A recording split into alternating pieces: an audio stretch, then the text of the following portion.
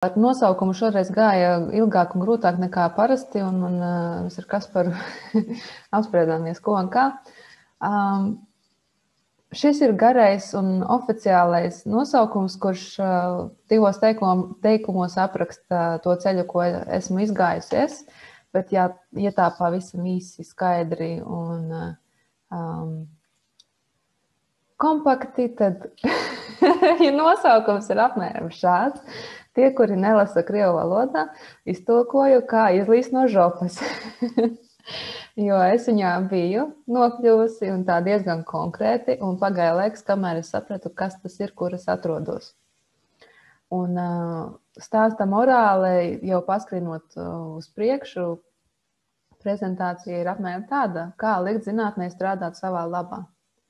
Jo viņa tiek attīstīta, bet viņa līdz mums nenotiek tā pasīvā veidā.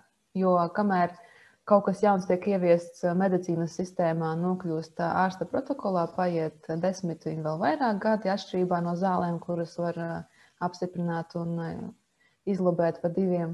Tad, ja mēs runājam par šīm dzīvesveida izmaiņām, jeb lifestyle changes, pie kurām rindas nav, viņas līdz mums nonāk daudz vēlāk rekomendācijās, un šajā ziņā jābūt pašam gatavam, aktīvam, meklētājam, pašam pētīt sevi, vai vispār tas, par ko tagad runā tie paši biohakeri, der jums, varbūt, ka jums tieši neder, jo uz operācijām un tabletēm un zālēm rinda, kā jūs redzat, vienmēr būs, un viņa būs gara, un viņa būs maksātspējīga. Bet otra rinda uz dzīvesveidu izmaiņām un tā nedaudz padziļināta izpratni par savu veselību. Tur vietas ir daudz, vismaz pagaidām. Tur vēl nav tik drūzmains. Un manu stāstu sākšu ar manu stāstu sākumu. Tā ir tipiska lauku bērnība Latvijā 90. gados. Ir lauksaimniecība vecvecākiem, kurā mēs pavadījām visas vasaras, ir zemeņu dobe un visas citas dobes, kur mēs visu raujam, ēdam pa taisno, nemazgātu, neslaucītu un tā tālāk. Ir govis, ir vistas, ir visi zvēri, kurus var iedomāties. Un mūsu paudze var priecāties arī ar to, ka parādījās pirmie stacionārie datori cilvēkiem mājās. Droši vien, ka daudzi atcerās, kā tas bija un cik tas bija satraucoši. Un tagad visiem, katram ir savs portatīvais dators, bet tolaik viens dators uz mājām un vēl bez interneta, tas jau bija wow. Un kamēr es uzaugu, es bieži vien dzirdēju par sevi šādas lietas, kad pieaugušie vai kāds cits saka, tā ar Agnesi ir, ka viņai vienmēr ir augsti. Tā ir, ka viņai brālim vienmēr silti un viņai vienmēr jākurina vairāk.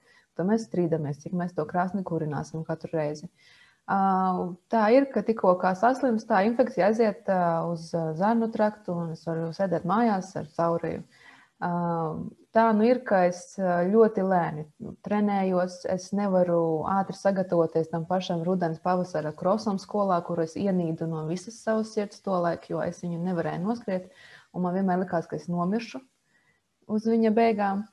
Un tā bija ar Agnesi, ka viņa gandrīz histēriski pirms zobārsta apmeklējumiem skolā tīra zobus, ar viņu nevar parunāt, viņa ir transā, viņai liekas, ka pasaule krust, jo man ar zobiem bija lielas problēmas jau no paša sākuma, no pašas jaunākās bērnības.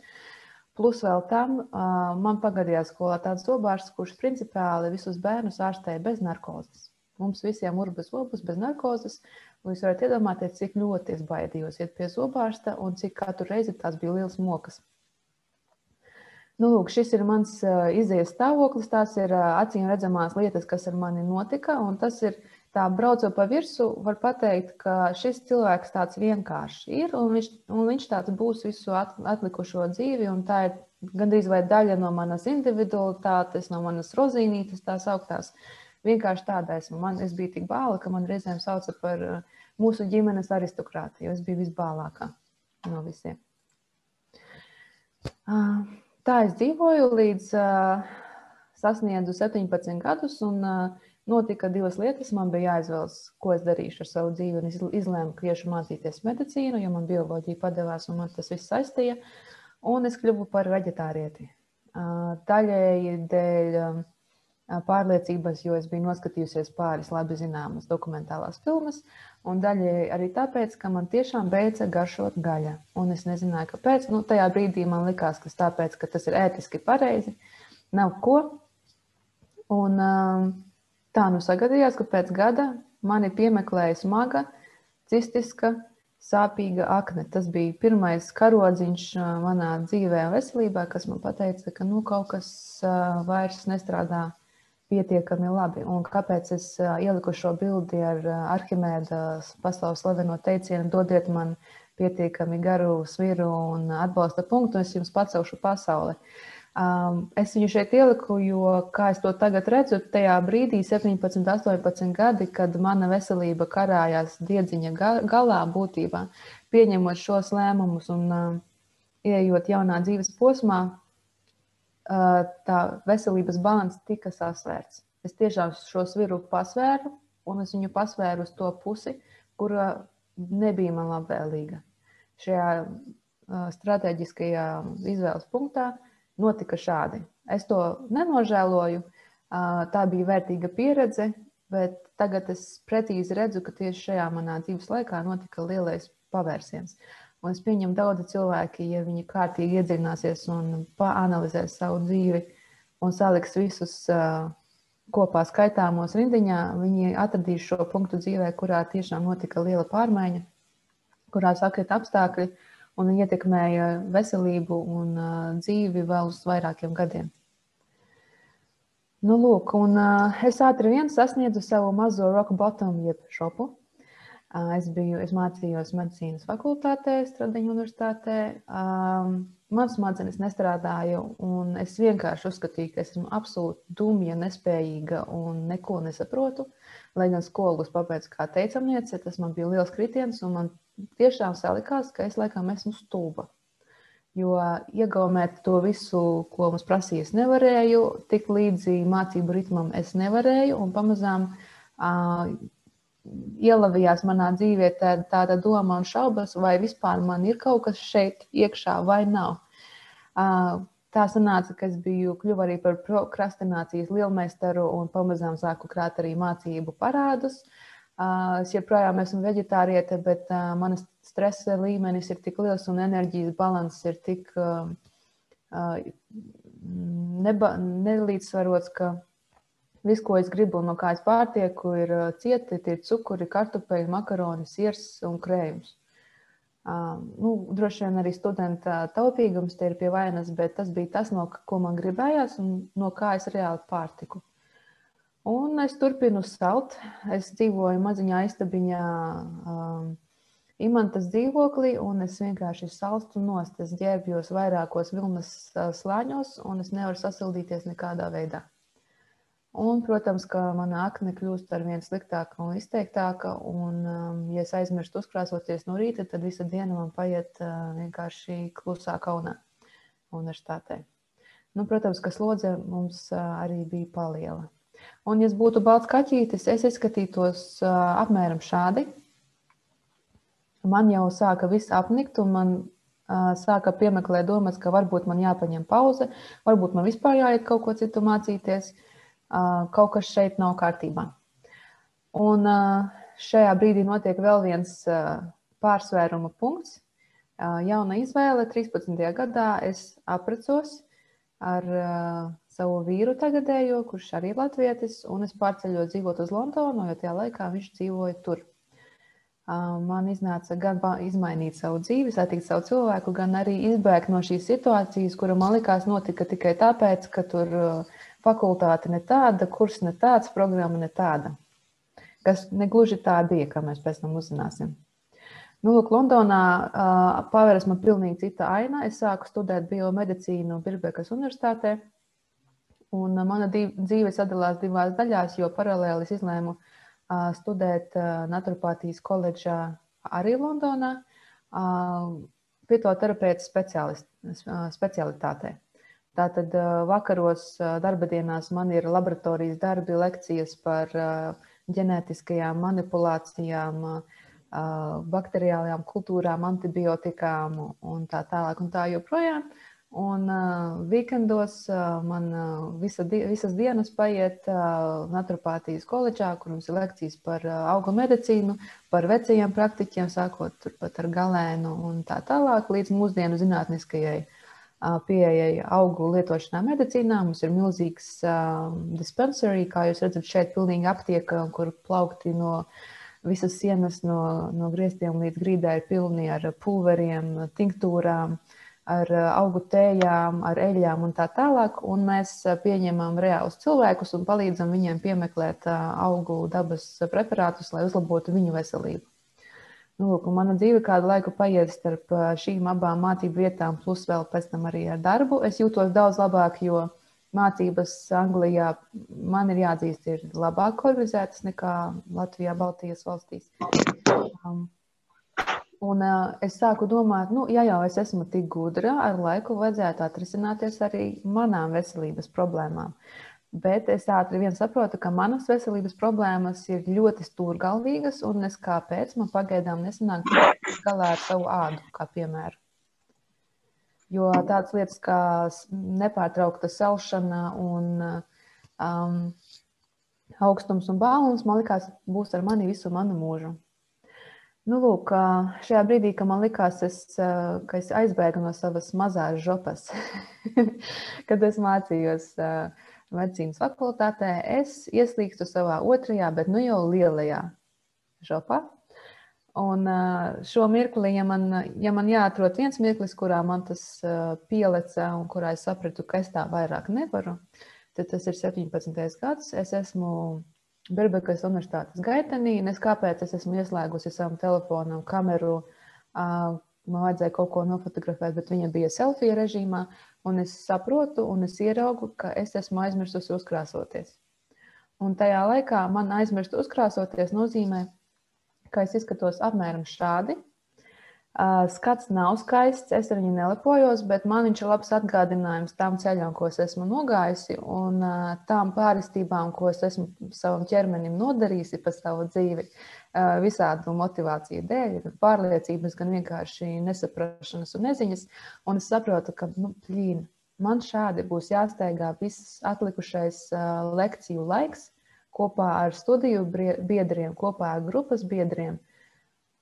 Un tas pilnīgi izbojā visu manu vakaru, vienkārši tas fakts, ka es aizmirsu uzkrāsoties tajā dienā. Un es sapratu, es tā dzīvot vairs nevaru, un es tā dzīvot vairs negribu.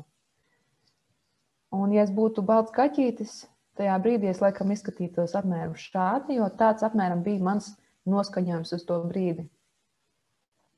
Bet es nezināju, man nebija nejausmas, ko darīt, kur iet, pie kā skriet. Es biju izmēģinājis visu, ko es uz to brīdi zināju, gan no zinātnes puses, gan no naturopātijas un augu medicīnas puses uz to brīdi. Lūk, un es sāku vilkt savas dzīves līniju, un es viņu saucu par ūdens līniju. Kāpēc ūdens līnija, pastāstīšu vēl arī vēlāk. Bet īsumā, kā jūs redzat, pa kreisi sākuma punkts, kur ir smailīs, tas ir mans dzimšanas brīdis. Un uz šīs līnijas līdz pat tekošajam brīdim, kas ir lūk zaļais trīsstūrītis lielais pašās beigās, es atzīmēju visu, kas ar manu veselību pa dzīvi bija noticis. Tad bērnībā ir Reino sindroms, tas nozīmē, ka man tikko kā pienāk ziema, es staigāju nevis ar rozīgām rociņām, bet ar tādām tumši violeti zilām rokām ar sprēgājošu plēkšņainu ādu sausu. Man mikrocirkulācija ir tik bēdīga, ka manas rokas izskatījās vienmēr šādi un bija ledaini augstas. Un tad atceros, bija man tur anēmija pat vēl pirms veģetārisma. Tad bija pubertāte, kura bija relatīvi mierīga, bet tad man bija veģetārais periods, kurš man ilga diezgan ilgi 7 gadus. Un tad jau sākās smagā anēmija, kad es atrados, dzīvoju Londonā esot, kā es to tagad atskatoties saprotu un savalkot kopā visus simptomus un kas ar mani notika, tas bija kaut kas līdzīgs depresijai vai pirms depresijas stāvoklim, jo man likās, ka dzīve nav izdevusies. Tad mani sāka piemeklēt jau nopietni gremošanas orgānu simptomi, tāda ekstrēma uzpūšanās, ka pēc smaltītes izskaties, ka tas ir stāvoklī un tas ir reāli sāpīgi. Tad pievienojās arī gastrīts, kurš it kā man mamma saka, ka bērnībā arī esot bijis kaut kas līdzīgs. Nu, un pēdējā fāzē jau atgriežoties Latvijā gandrīz, man bija veģetatīvā distonija ar diezgan nopietnām panikas lēkmēm. Un kā trigeris tam bija neapdomīgs gavēnis, kuru es uzsāku neīstajā laikā vietā un ar neīstajiem resursiem, un tās lēkmes mani mēdza piemeklēt vēl ilgi. Vispretīgākais ir tas, ka viņas mēdz uznākt tieši tad, kad es gāju gulēt vakaros, un tam arī ir savi iemesli, un tu nevari neaizmigt, tu jūties drausmīgi, jāskrēd apkārt, jādzer kaut kāda zāles un tā tālāk. Un šis brīdis, kad man pielica, ka es tā vairs negribu dzīvot, droši vien notika kaut kur šeit pašās beigās vai pirms tam, un es viņu apzīmēju ar šādu sarkanu bultu. Tas bija tas brīdis, kad es nolēmu rīkoties un meklēt jaunus variantus. Un es pieļāvu iespēju, ka es visu nezinu. Es pieļāvu iespēju, ka mana pārliecība dzīvē varbūt nav pareizā un varbūt tikai tāpēc, ka man daudz cilvēki kaut ko ir stāstījuši. Tas nenozīmē, ka tā arī tiešām ir dzīvē. Un es sāku pilnīgi citu pieeju. Visu šo laiku manā dzīvē konstantas bija atkarība no saldumiem, no bērnības. Ir ļoti mīlīgi bērnības video, kur es skrēju apkārt 5-gadīgi, 6-gadīgi, un man ir pilnīgi melnas lūpas, jo te viss ir ar šokolādi noklāts. Un tā šokolādes atkarība un salduma atkarība ar mani gāja līdzi gandrīz visus šos gadus ar smagākām un vieglākām fāzēm, trausli nagi un plāni mati, un viss tas, ko noraksta uz sliktu ģenētiku, beigās izrādījās vienkārši ļoti bēdīgs uzturvielu status. Un lūk, šis zvaigznītes rajons ir mans biohackinga stāsts, mana stāsta biohackinga daļa, kurā notika lielais apvērsums. Un man bija izvēles laiks. Es izvērtēju savu dzīvi, savu dzīves veidu, diētu, savu vispār ķermeņa stāvokli. Es uz viņu paskatījos no malas ar skaidrām acīm, bez aizspriedumiem, bez pieņēmumiem, bez dogmām, pat bez reliģiskajiem kaut kādiem apsvērumiem. Vienkārši kā ir. Un es tajā brīdī nostājos tajā rindā, kas ir uz dzīvesveidu izmaiņām, izgāja no zāļu un no ķirurģijas rindas. Un es saprotu tajā brīdī, ka man reāli ir cukura atkarība, man ir hroniska anēmija, ar kuru es izlikos, ka es varēšu tikt galā ar granātāboliem un bietītēm. Man ir gastrīts, kurš jau konkrēti iesteigās un kā pēc tam izrādījās jau ar helikobakteru konkrēti invāziju. Man ir disbioze, akne, kura bija jau acīm redzama, un iespējams, ka man ir depresija. Un, kad es eju pie ārstiem, jo īpaši, kas attiecas uz valsts apmaksāto medicīnu, tie varianti un terapijas, ko man piedāvā, man īpaši neiedvesmo. Un tās blaknes, piemēram, tai pašai aknes terapijai, retinoliem un A vitamīnu ir diezgan izteiktas. Tās ir problēmas ar aknām un ne tikai. Un dzert hormonālās tabletes un bojāt savu hormonālo sistēmu, lai tiktu vaļā no aknes, priekš manis arī nebija variants. Tātad tur bija vesela rinda variantu, kuri mani neapmierināja. Un tajā brīdī, kad pienāca tas īstais ko par laimi, un laikam tā vajadzēja arī būt, ka es iepazinos ar biohackingu un ar biohackeriem. Un es uzzināju, ka ir šādi cilvēki, kuri nopietni aizraujas ar savu veselību, bet pilnīgi jaunā rakursā, kas ir balstīts vienlaicīgi uz pašiem jaunākajiem pētījumiem, negaidot varbūt, kamēr viņi iziet visus elles apļus 10 gadus līdz nonāk mūsu rekomendācijās, kam arī, protams, ir sava vieta būt, ir pārbaudas procesi, klīniskie pētījumi un tā tālāk. Bet šie bija cilvēki, kuri bija gatavi ar sevi eksperimentēt, pirms viņiem kāds pasaka no augšas jā vai nē. Tie bija cilvēki, kuri bija gatavi domāt, rēķināt paši par sevi, uzņemties atbildību par savu veselību paši, nevis viņu nostumt uz ārstiem. Un es ātri vien sapratu, ka es patiesībā ļoti maz ko zinu. Ka es biju tikai iedomājusies, ka es esmu profesionāls veselības jomā kaut kādā ziņā. Nebūdama ārsts, jo biomedicīnas programma, ko es mācījos Londonā, tā nav ārstnieciska programma, tā ir vairāk zinātniski, pētnieciski ievirzīta programma. Nu, lūk, un šie cilvēki darīja visādas interesantas lietas. Bija, kā redzat, šeit sarkanās gaismas, infrasarkanās gaismas paneļi, visādi gadgeti, gaismiņu spīdini vienā vietā, tad viņi bāz degunā, tad vīrieši pat apstaro ar sarkano gaismu sēklniekus, lai būtu augstāks testosterona līmenis. Un bija arī mazāk invazīvi un mazāk dīvaini paņēmieni, piemēram, nokārtot sev tumsu, ejot gulēt ar to pašu miega masku vai kārtīgiem aizkariem. Vai arī lietot ļoti senas pranajāmas vai vingrošanas vai jogas vai vienkārši elpošanas prakses tehnikas, kuras mums jau tūkstošiem gadu zināmas un lietotas, bet tagad cilvēki viņas ierauga vēlreiz, pamato viņa vērtību vēlreiz un viņas atkal tiek praktizētas. Un šis priekš manis bija tāds horizonta paplašinājums galvā, kad es redzēju, ka kopīgi, mierīgi kopā sadzīvo gan super jaunas, modernas prakses ar ļoti sarežģītiem gadžetiem, ar ļoti sarežģītām uzturu bagātinātāju formulām, un ķīmijas pusi kopā ar super vienkāršām, tonētām oranžām brillītēm, miega maskām, ar elpošanas tehnikām, kuras ir vecas kā pasaule, un tas viss kopā rada lielisku sinerģiju. Es sāku sekot biohakeriem, sāku lasīt ļoti daudz viņu literatūru, sāku lasīt to literatūru, uz kuru atsaucas šīs grāmatas, kas ir gandrīz vienmēr zinātniskā literatūra, kā jūs redzat šeit. Un es sapratu, ka ir arī ārsti, kuri nodarbojas ar šo.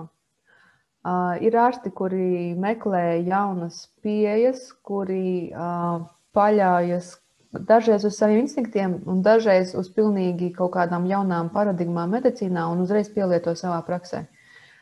Šajā ziņā varam runāt par funkcionālo medicīnu un funkcionālās medicīnas ārstiem, kura, diemžēl, Eiropā īsti nepastāv, bet ir dzīva un reāla Amerikā, Austrālijā un vēl šur tur.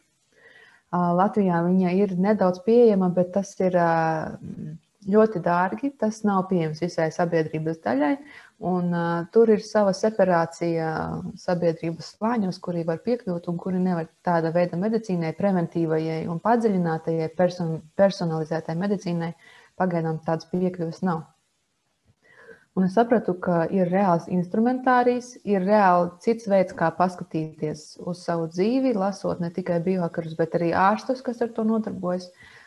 Tie, kuriem es sekoju, ir Amerikā un arī Krievijā ir šis un tas. Un es sāku pārskatīt visas savas ķermeņa sistēmas un atradu diezgan nopietnus caurumus funkcijās un sāku saprast cēloņu un seku saistību savā dzīvē. Un ko tad es tajā brīdī darīju? Pie kā tas mani noveda? Es pārskatīju savu diētu, savus ētiskos un reliģiskos un kādus vēl neuzskatus, un es izlēmu, ka es laikam nezinu visu, es neesmu tik advancēta un varbūt es nevaru pateikt, ka es sekoju vienīgai pareizajai paradigmai un filosofijai pasaulē, un es sāku atkal ēst gaļu, ne tikai zivis un olas, bet arī sarkanāku gaļu, vistas gaļu, medījumu. Šobrīd mēs pērkam no saimniekiem jēru, un vispār runājot par ēdienu kvalitāti, es izlēmu, un tas joprojām palika spēkā, ka industriāli audzētus dzīvniekus un to produktus es joprojām nevēlos pirkt. Es neredzu tam nekādu ētisku jēgu, un es arī neredzu pat fiziski veselības ziņā jēgu lielu. Tāpēc, ko es daru, mums ir šis tas mājās audzēts, paldies Dievam, vecvecāki vēl saimnieko savā saimniecībā. Es pērku no citiem saimniekiem, kurus es zinu, es esmu redzējis, kā tie dzīvnieki tiek audzēti, un bija tāds laiks, kas intensīvi apguva lauksaimniecības tehnoloģijas un jo īpaši integratīvās un holistiskās lauksaimniecības tehnikas, kuras ir tās pašas vecās labās, kur pamats tev ir augsne un pļava, un uz kuras dzīvo dzīvnieki, atšķirībā no visas citas gaļas, ko var dabūt veikalā, kur ir angārs, kombikons, vetārs vai kāds cits sarēķina visas kombikona sastāvdaļas, ir mākslīgā apgaismošana un viss. Un, jā, es izmainīju visu savu diētu, bet es to izdarīju diezgan atbildīgi. Es meklēju maksimāli kvalitīvu gaļu, kuru pērkot pat taisno no saimnieka, ir tas pats jērs 3 reizes lētāks nekā veikalā. Tas viss ir izdarāms. Un es uzreiz pamanīju uzlabojumu savai ādai. Tas bija gandrīz tajā pašā dienā vai nākamajā. Un tas uzlabojums palika arvien izteiktāks un pamazām kāpa uz augšu. Tas bija pirmais, ko es izdarīju. Tālāk es saliku kopā visas savas zināšanas, un ko es biju lasījusi, pētījusi un uzzinājusi, un es sev izstrādāju uzturu bagātinātāju un ārstniecības augu programmu, kura tajā brīdī bija tēmēta uz manu gremošanas orgānu veselību. Man bija problēmas ar aknām, man bija problēmas ar žultspūsli, ar to pašu kuņģi, ar disbiozi un slikto baktēriju savairošanos tievajā zarnā, kas man radīja uzpūšanos. Un tas viss, protams, izraisa un veicina un piedalās ādas problēmu patoģenēzē, jeb rašanās procesā. Būtībā āda ir pēdējais bastions, pēdējais izvadas orgāns, kad jau visi apakšējie līmeņi nav nostrādājuši. Līdz ar to, kad sākas terapija, āda būs arī pēdējais bastions, kurš uzlabosies tīri tehniski, jo tas tajā rindiņā stāv pašā aizmugurē.